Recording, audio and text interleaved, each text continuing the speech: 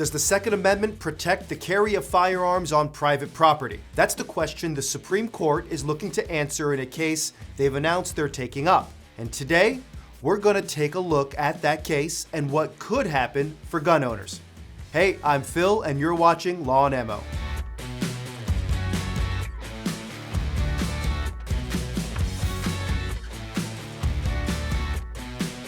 Did you know that Gun Owners of America is fighting for your rights every day?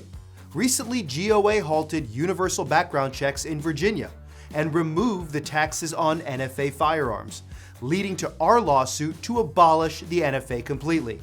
If you aren't already, go ahead and visit gunowners.org and become a member.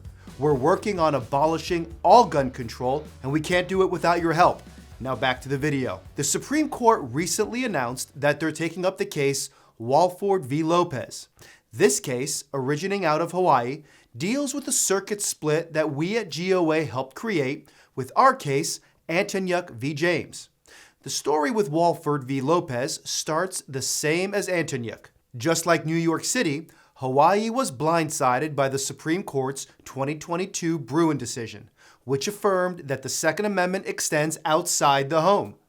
Because of Bruen, states no longer could deny carry permits to anyone who isn't a prohibited person. This created a problem for states like New York, Hawaii, and a few others who relied on a may-issue permitting system. These systems automatically denied those who applied for a permit, unless you had a valid reason for carrying a firearm, and obviously that was blatantly unconstitutional. But Hawaii, just like New York, had other plans. In response, they passed a law that made it illegal to carry a firearm pretty much anywhere in the state, banning firearms in government buildings, parks, public transportation, beaches, banks, and more. But Hawaii's law and New York's law had a particular clause that clearly was intended to nullify the ability to carry a firearm. It's called the Vampire Clause. This term derives from the aforementioned mythical creatures. According to those myths, vampires couldn't enter into someone's house unless they were invited in. The home's threshold acted as a magical barrier, and the homeowner could lift that barrier if they chose to do so. In this way, the Vampire Clause of Hawaii and New York's law is an appropriate term. The clause itself mandates that gun owners get permission from owners of private property that is open to the public to carry a firearm on that property. This clause meant that gun owners running errands might have to ask for permission from their local gas station, grocery store, department store, and more just to go about their day and have the ability to access their Second Amendment rights.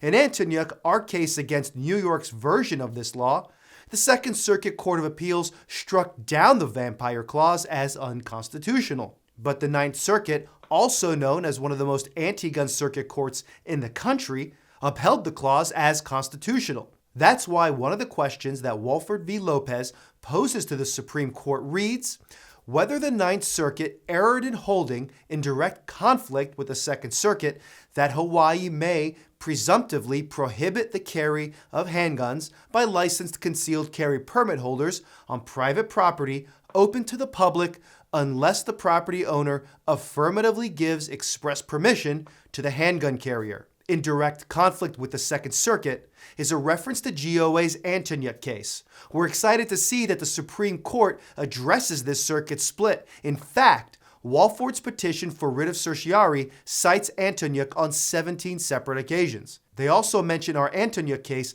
plainly in the reasoning for asking SCOTUS to take up the case. The Ninth Circuit's decision creates a circuit split with the Second Circuit. The Ninth Circuit's decision in this case creates a circuit split on whether governments may presumptively prohibit the carrying of handguns by licensed permit holders on private property open to the public without the owner's affirmative permission. Both the Ninth Circuit and the Second Circuit acknowledge this split. On this point, the Second Circuit got it right. To be sure, private property owners may decide to exclude people from their property, but that power resides with the property owner, not the government.